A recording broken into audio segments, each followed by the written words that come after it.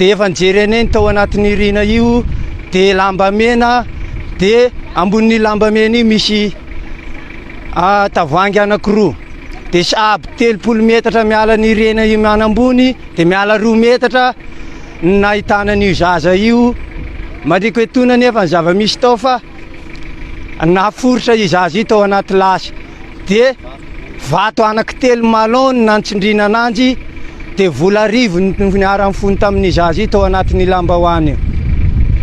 Ny zava-misy dia ara-maso sy natremasy io zavatra action nataon'ireo olona reo ka mba avoaka izy atao aina sy olony aina ny tadiavinay fianakavian'ny olona io. Fa mampalahelo ny zava-misy satria zaza 10 taona ny tambatambazina avy nijery vidéo ny nalaina ankeriny.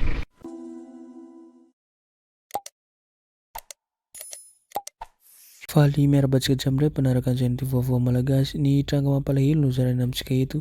Nisy zaza vavy mbola 10 taona nisy namono tany amin'ny fokontany Nosivola, commune Manakambahiny Est, district ny Ambatondrazaka izay. Samy naneho hevitra eto manko ny ben'ny tanàna Manakambahiny sy ny fianakaviana ilay tompompaty, eo ihany koa ny solombavam-bahoaka. Tsy milamina zao ny fiainam-bahoaka amin'ny ankehitriny ary io amin'ny toerana io manko nisy atao hoe fitrandrahana mercure. Ka izany mihitsy no antony namonoana zareo, naniraka olona mihitsy zareo tamin'ny moto araka ny fanazavana harahintsika rehefa avy eo dia nivonoy zareo, tapahary zareo ny tendany mba hoe hanao impact amin'ny asa ratsy ny devoly izay. Koa nivodoran'ny fianakaviany zareo ny tranonay olona hihina ho tompon'antoka amin'ny famonoana zazavavy mbola kely ity, eo ihany koa ny tranon'ny fianakaviany.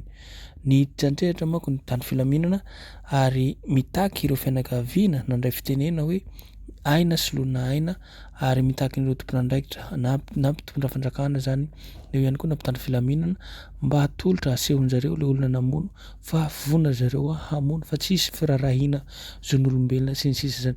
Tena mijaly ny fiainam-bahoaka fiarahamonina malagasy ankehitriny amin'izao rivotra misy tsy fandriam-pahalemana, eo ihany koa ny fitrandrahana isan-karazany zava-misy izay. Ary naneho hevitra zay dia andao jerentsika manko faneho-kevitra nataon'ny ben'ny tanàna Manakambahiny Est sy ny fianakavian'ny tompony faty, eo ihany koa ny solombavam-bahoaka. Ny trantrehatra zay manko araka tenentsika zay ny mpitandro filaminana. Andao ary jerentsika zany vidéo faneho-kevitra natao ry zareo zay. Azadino hatrany tompolahy sy tompoko vavy ny miabonena manao zay amin'ny namana commentaire ahafahantsika matsaritsara zavatra zay. Mankasitraka mankatelina tompolahy sy tompoko vavy. Toy izao ny fanaparan'ireo fokon'olona viany Antokazo commune Ambanivohitra Manakambahiny Antsinanana ny fahatezeran'izy ireo tamin'ny fonenan'ireo olona teto Ambatondrazaka voarory ho namono ity zazavavy vao 10 taona monja tao Antokazo ity ny alahady hariva teo.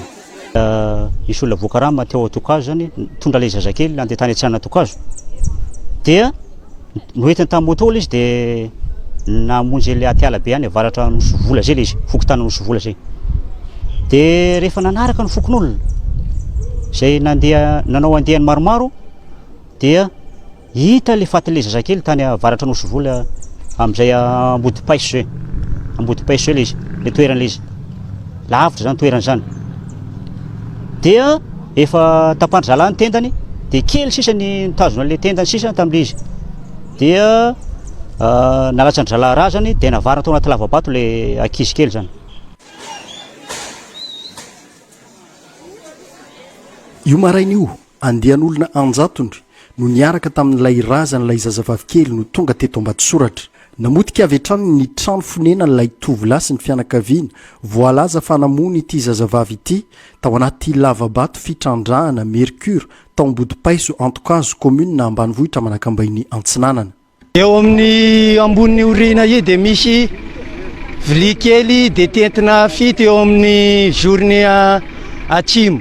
Dia misy vilia bakoly vaky misy raha dia efa nijery eny tao anatin'ny rina io dia lamba mena dia ambon'ny lamba mena io misy tavoahangy anankiroa dia sahabo 30 metatra miala ny rena io manambony dia miala 2 metatra nahitana an'io zaza io mariko etona nefa ny zava-misy tao fa nahaforotra i zaza io tao anaty lasy dia vato anankitelo malony nantsindrina ananjy dia vola 10 niara fony tamin'ny zaza io tao anatin'ny lambahoany io.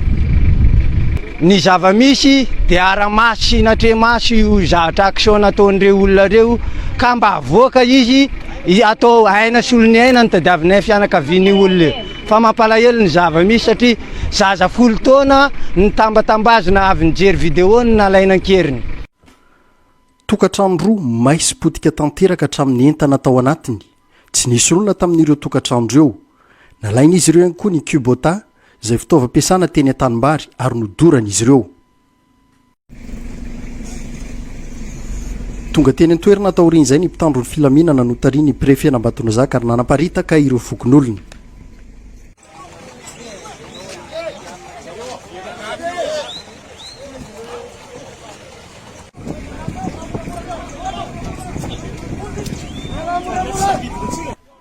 Ny fampiresaka tamin'ireo fianakaviana ihany koa nisy lombavim-bahoaka koa nalan'ireo fokon'olona ny razan'ilay tovovavy kely ary nalevin'izy ireo ao Ambohitsilaozana. Eto dia manao anjo soavo amin'ireo vahoaka sy ireo fianakaviana ary fokon'olona mba ho tony satria eo ampelantanan'ny mpitandro filaminana ny raharaha amintsika amin'ny teny izao ary eo voasambotra moa ireo navandoza amin'izany raharaha mamofady zany ka dia miantso ny olona izay mba ho tony. Manarak'izay ihany koa dia eto ny tenako dia manao anjo soavo ihany koa ny tompona ndraiky mpanjakana rehetra izay mandray an'ity raharaha resaka famonoana ankizy ity mba mangataka izay mba anasazy enjana farak'izay enjana ireo olona izay tsy nisy ny ainana foy ankoatry ny fahampotendreo entana sy trano teto Ambatondrazaka. Tsy nisy ahina ihany koa ny aintim-panao gazetiny TV+ Ambatondrazaka izay efa notaritin'ireo fokon'olona teny afovoan-tanàna ary efa saika nodaroan'izy ireo noho ny fakana sary nandritra ireo zava-nisy rehetra ireo.